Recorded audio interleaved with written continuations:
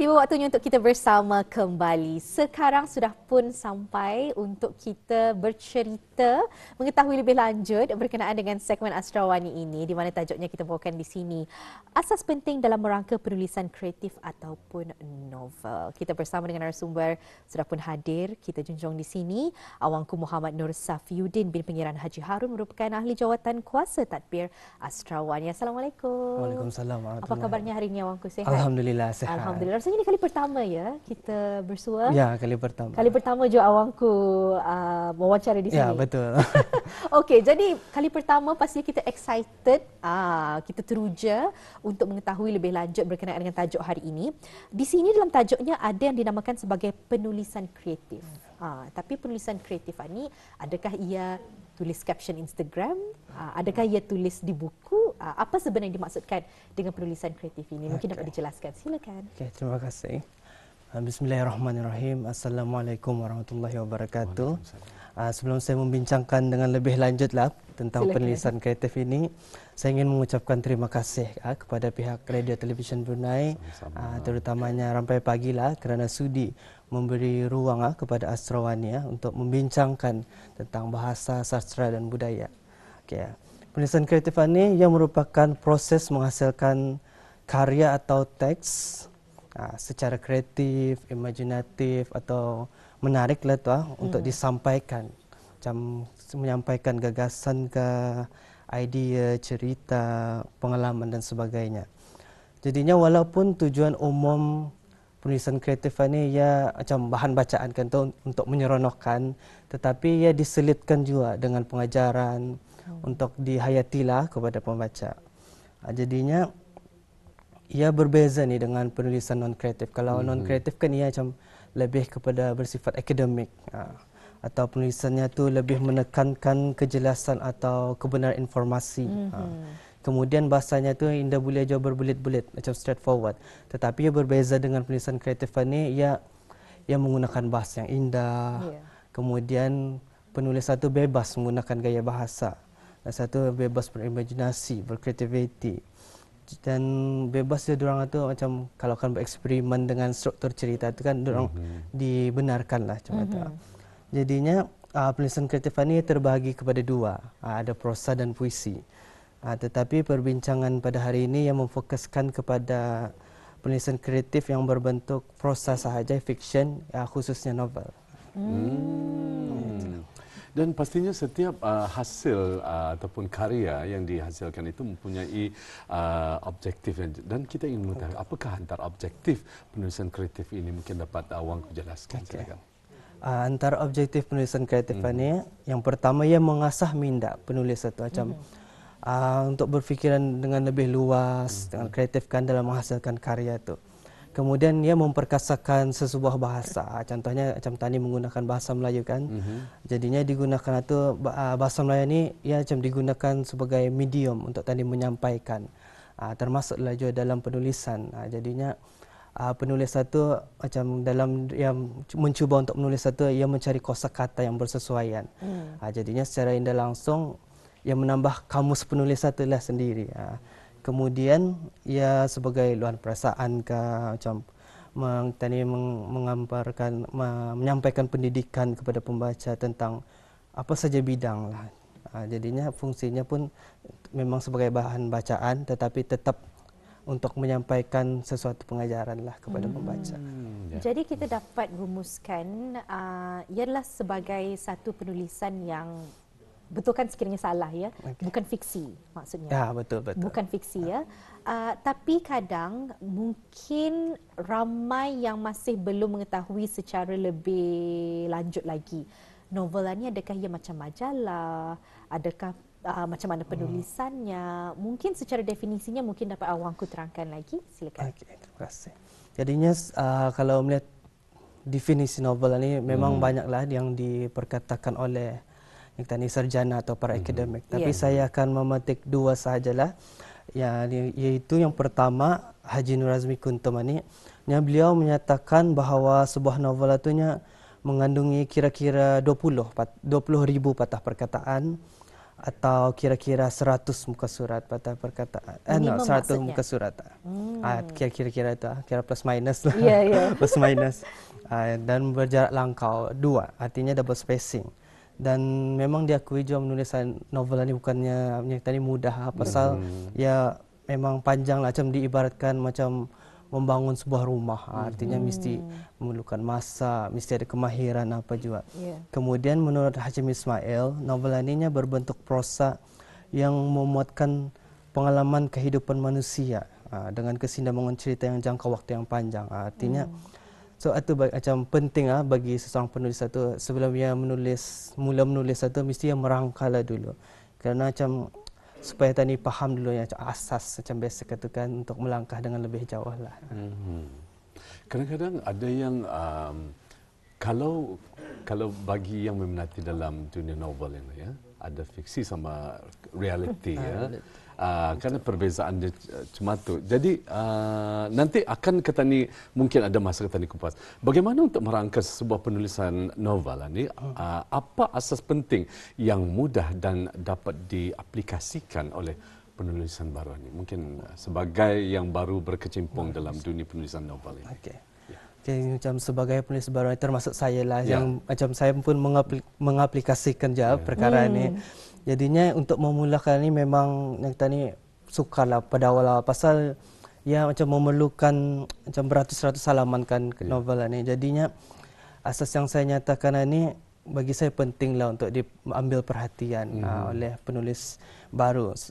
Jadinya macam tapi tadi dia juga menafikan kan masing-masing itu ada teknik penulisan kan macam idea ke atau cara diorang merangka tu memang ada masing-masing. Jadi saya kongsikan ini berdasarkan pengalaman saya lah menulis. Jadinya saya ada nyatakan 5 elemen penting.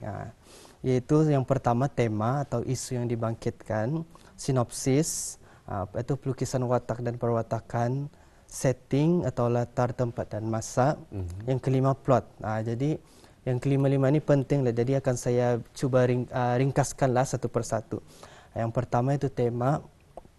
Jadinya penulis tadi dia mesti tahu tema apa yang dibangkitkan atau diutarakan. Pasal kalau kita lihat memang bermacam-macam tema lah. Macam tema kekeluargaan ke, tema apakah masalah sosial ke, atau apa pekerjaan, keusahawanan dan sebagainya. Jadinya penulis itu mesti dia memikirkan penting ke indah tema tu untuk disampaikan kepada pembaca. Jadinya dia kisahlah tu apa ceritanya. Jadinya pasal tema ni merupakan pokok persoalan atau tunjang utama yang untuk menggambarkan keseluruhan cerita dalam novel itu. Jadinya fokus kira penulis itu boleh fokus satu tema untuk kanulah supaya ceritanya tu nanti lebih teratur. Kemudian sinopsis. Sinopsis ini yang merupakan ringkasan cerita yang dilihat secara keseluruhan. Jadinya penulis satu yang mesti sendiri mesti tahu juga apa jalan ceritanya kan dari awal, dari permulaan, pertengahan dan pengakhirannya. Tapi tidak semestinya terlalu detail atau rinci. Sekurang-kurangnya dapat sudah gambaran kira keseluruhan cerita itu. Jadinya nanti ia akan memudahkanlah penulisannya mengapa kira sebelum menulis satu you tahu sudah ini cerita awal walaupun dia secara kompletnya tanya. And then pelukisan watak dan perwatakan yang ketiga ni yang paling penting untuk dalam bukan saja penulisan novel tapi juga penulisan kreatif secara umumnya. Pasal watak ini ia yang membawa tadi untuk membawa pembaca tu untuk menghayati kisah dalam cerita itu kan. Pasal watak ini juga ia mampu menghidupkan cerita dalam perwatakan itu. Dengan tapi penulis itu mestilah ia macam memilih watak itu mestilah bersesuaian, unik, menarik dan juga menciptakan watak macam contohnya ada watak utama, ada watak sampingan, kemudian ada watak protagonis atau antagonis atau maksudnya watak baik atau jahat lah tu. Kemudian perwatakan itu dilukiskan dengan nilai yang macam tadi ada memberi pengajaran lah kepada pembaca. Macam misalnya macam diperlihatkan watak itu ada yang tadi melakukan kebaikan, contoh macam atau mulia, macam tolong menolong atau kan melalui perbuatan saja. Dia semestinya macam dia bercakap apa. Melalui perbuatan itu sudah memperlihatkan gerak-geri tu kan. Watak itu.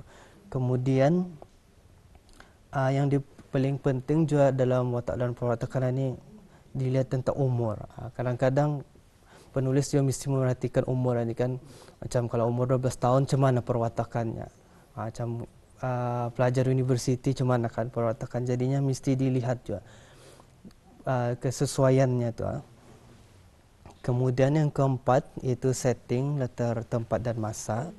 Latar tempat dan masa ni penulis mesti mengetahui tentang latar, iaitu macam contohnya macam cerita novel tentang sejarah lah contohnya. Jadinya perlulah memahami apa latar sejarah yang cuba disampaikan, macam melihat apa keadaan sosialnya, politiknya, ekonomi dan budaya pada masa itu. Kalau sekiranya kalau penulis baru ni kan mau mudah lagi untuk mencari latar, cuba untuk ambil dari pengalaman sendiri. Macam sekiranya kalau kita ni pelajar universiti kan, ambil latar di universiti apa, Universiti Brunei Darussalam kah, Universiti Al-Azhar Brunei kah. Jadinya penulis itu senang sudah, macam ada gambaran sudah macam mana apa gambar kampusnya macam mana. Kemudian dan masa juga yang juga memberi peranan penting. Pasal masa ni macam yang menyokongnya, macam sekiranya makan tengah hari itu kan mesti dia digambarkan ada matahari dengan tiba-tiba macam gelap, bintang berkelipan tiba-tiba makan itu kan. Macam dia juga sesuai. Jadinya mesti itu difikirkanlah secara logik supaya lebih konsisten lah penulisan itu. Pasal kadang-kadang dia mustahil pulang berlaku juga dalam penulisan. Pasal bab novel itu kan dia macam kadang-kadang berpuluh bab. Jadinya kadang-kadang confuse, macam tertukar-tukar lah. Jadinya yang terakhir itu plot atau jalan cerita. Jadinya plot ini ia memberi struktur dengan lebih jelas lah. Maksudnya jalan cerita itu ia mengatur dengan lancar sudah. Pasal tadi kan sudah ada tema, ada sudah sinopsis, ada watak dan perwatakan dan setting. Jadinya semua itu membantu untuk membuat plot ini, plot dan jalan ceritanya. Jadinya di arah plot ini penulis itu bolehlah sudah membuat macam permulaan, atau memasukkan konflik, ada klimaks atau puncak cerita, pelarian dan penyelesaian. Dan bergantung juga arah penulis macam dorang menyusun plot itu, dorang mau secara kronologi atau non kronologi, maksudnya secara tersusun itu macam dari awal, contohnya dari Damit sampai ke Basar. Asal ada juga penulis yang tiba-tiba ada macam tiba-tiba kahwin dulu. Ada satu flashback dia macam itu kan ada kira ada konflik kesusahan masa Damit apa macam itulah. Jadinya melalui kelima-lima asas ini, jadi ya insyaallah lah ya penulis satu tidak akan mengalami writer's block. Maksudnya macam ada nyata ni idea tu buntu atau kehabisan idea lah macam tu. Kemudian ia memudahkan lagi tadi menjaga kesatuan atau keselarian dalam cerita tu. Betul sekali. Bagi Nan, inilah kreativiti dan kesenian seorang penulis ya. Bila mana kita melihat untuk menghasilkan cerita dalam sebuah novel bukan sahaja memerlukannya orang pendahuluan, isi, bagaimana pengakhirannya, tapi di sini awakku sendiri sudah pun mengongsikan awal-awal kita perlu ada tema, kita perlu ada sinopsis, kita perlu ada watak, kita perlu ada latar, kita perlu ada plot. Jadi banyak sebenarnya aspek yang memainkan peranannya dalam kita mencipta ataupun mereka sebuah novel ini. Namun Nat sendiri tertanya-tanya, selain kreatif, selain pintar, selain pandai menulis, apa sebenarnya asas penting yang mudah dan dapat diaplikasikan untuk seorang penulis ini sebenarnya? Mungkin dapat awak kongsikan? Kongsikan untuk penulis. Jadinya macam tadi kan sudah ada asas itu kan. Jadi penulisan ini mesti juga ada usaha sendiri lah macam untuk belajar kan, untuk memahami. Kadang-kadang kalau kita lihat Dewan Bahasa dan Pustaka pun memang setiap tahun ada mengadakan bengkel, seminar atau dan banyak aktiviti yang tadi boleh ikuti di sana. Jadinya di sana boleh penulis satu belajar di sana. Jadinya dan yang perkara tambahan juga yang perlu diambil oleh penulis ini atau dipelajari ialah penggunaan dialog. Jadinya dialog ini ya memainkan penting lah macam perbualan, macam menggambarkan perbualan itu kan, isi hati atau monolog. Itu menggambarkan kepribadian, perasaan, emosi dan sebagainya.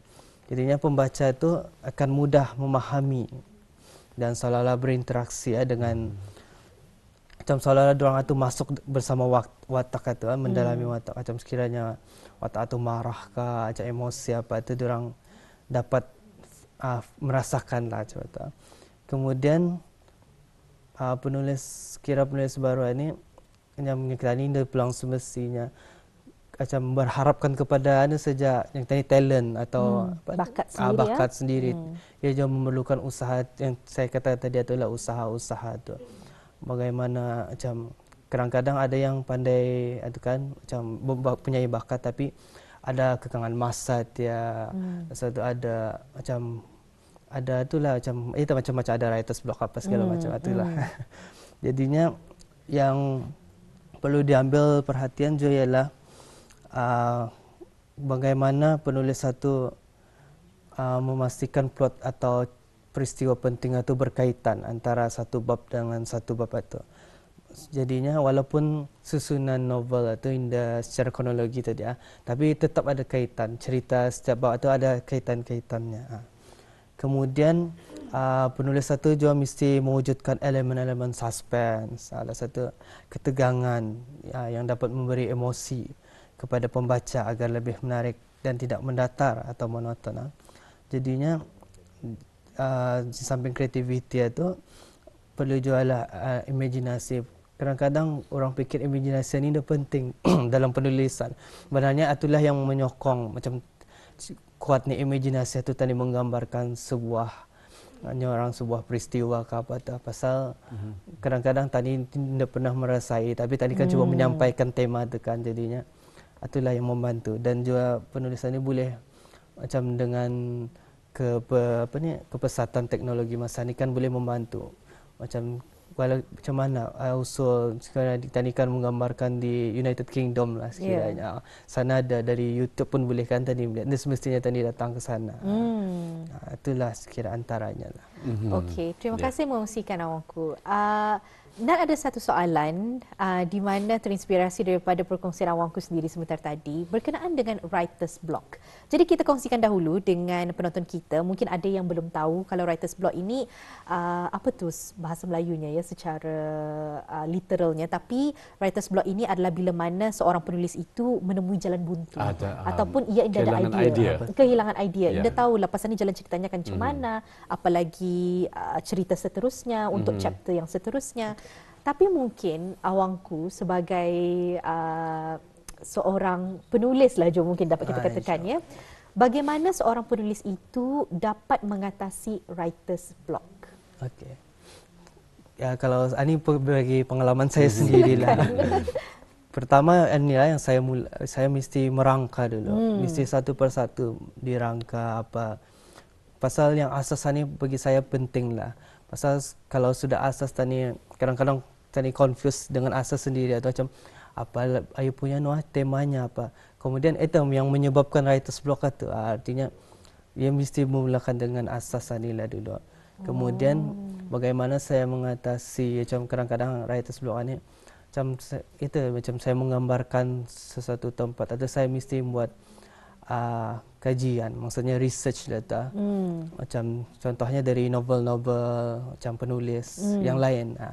Macam mana yang menyampaikan sekiranya watak itu ada gangguan mindal atau psikologinya kan. Jadinya macam mana penulis itu menyampaikan dengan mungkin dia semestinya dari percakapan kan macam dialog tadi itu.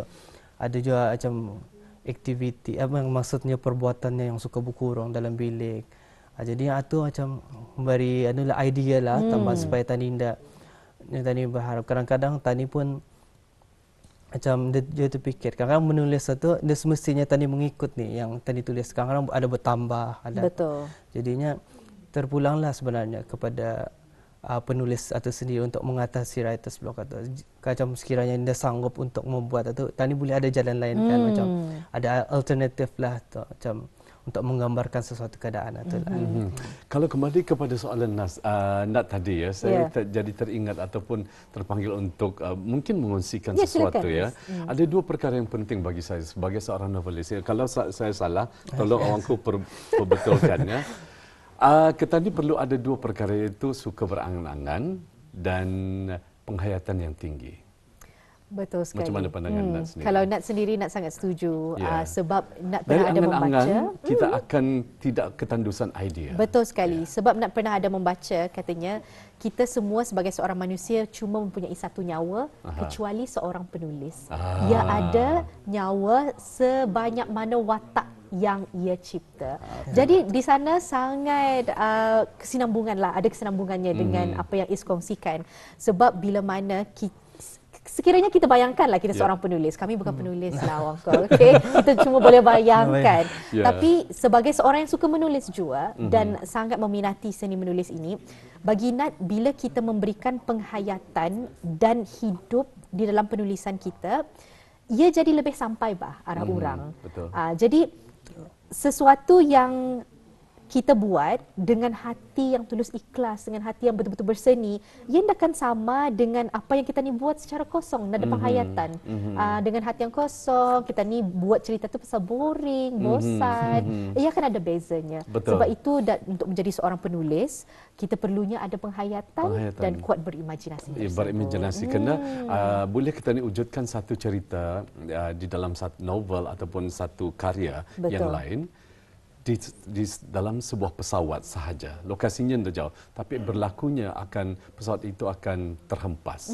Di sana banyak plot akan berlaku ya. Apa yang perlu tadi buat. Itu sebagai satu angan-angan yang mungkin yang tadi merijab je, tapi ia akan menghasilkan satu jalan cerita yang menarik. Betul. Nanti kita suruh awangku membuat InsyaAllah mungkin. Jadi kurang daripada 4 minit. Apakah harapan awangku terhadap bidang penulisan kreatif di negara Brunei Darussalam ini? Mungkin dapat memberi sedikit komen. Okey, insyaAllah. Harapan saya agar tadi penulisan kreatif ini semakin berkembanglah, terutama dan diminati juga oleh penulis muda atau belia. Jadinya macam dia semestinya kita ni dari latar belakang pendidikan sastra. Kadang-kadang banyak juga penulis yang dari latar belakang berbeza. Artinya dari latar belakang sains ke pun ada juga penulis. Jadinya macam penulis novel ni kalau dilihatlah secara umum di Brunei Darussalam memang ada, tapi masih dalam tahap sederhana. Artinya tadi masih memerlukanlah penulis-penulis muda untuk bergiat aktif dalam penulisan novel.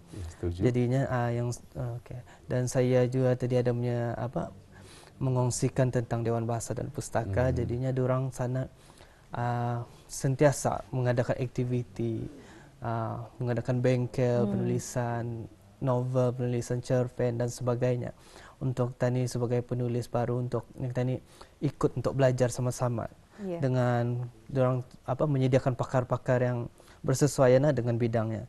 Jadinya dan diorang itu maksudnya Dewan Bahasa ni pun ada, jika sekiranya penulis yang ingin menerbitkan, diorang mengalu-alukan. Jadinya siapa sajalah, sama ada akan mengantar dalam majalah atau membuat buku. Dan dari Astrawani sendiri selaku badan bukan kerajaan ini sentiasa menerima penyertaan sekiranya ada yang ingin ikut serta dalam ahli Astrawani yang ingin yang berminat tentang bahasa, sastra dan budaya di negara Brunei Darussalam. Kita berikan sepenuh sokongan lah ya untuk penulis-penulis, sama ada yang sudah lama ataupun yang baru sahaja bergiat aktif, berjinak-jinak dalam bidang penulisan kreativiti ini. Mudah-mudahan bidang kesenian dalam penulisan kreatif ini akan lebih berkembang di negara Brunei Darussalam.